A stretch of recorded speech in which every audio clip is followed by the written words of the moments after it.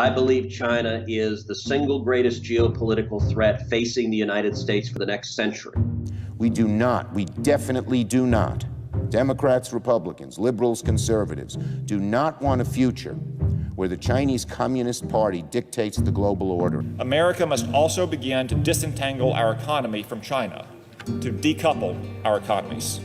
Biden is building a grand Contain China coalition. So how is China taking all this in? People that argue for containment need to at least think about how you want China to respond. Because it's not like containment is going to destroy the Chinese government. It's not like it's going to implode it. Insofar as American foreign policymakers completely don't accept the Chinese perspective and are not prepared to give lip service to it, then that creates the theatrics that got you Anchorage. Top U.S. and Chinese officials have met face-to-face for the first time since President Joe Biden took office.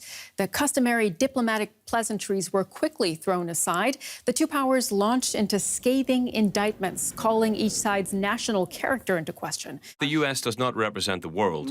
It only represents the government of the United States.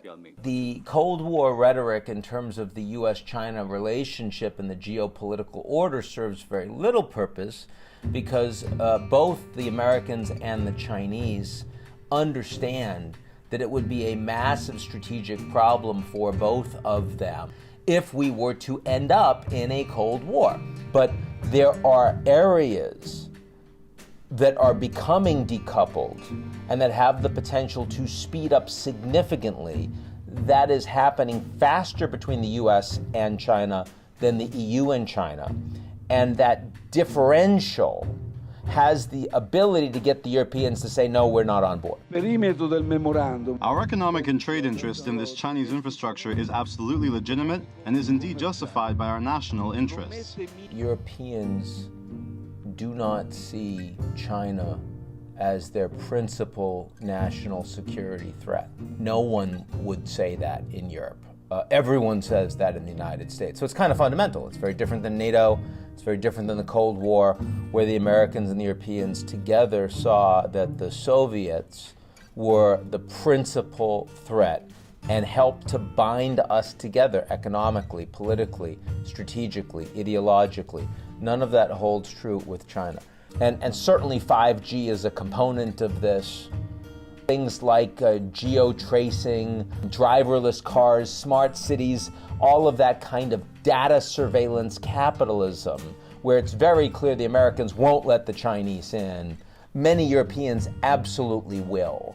I mean, if you're Greece or Italy and you're part of Belt and Road and the Chinese are investing in infrastructure and that infrastructure is increasingly smart infrastructure, you're not going to cut that off.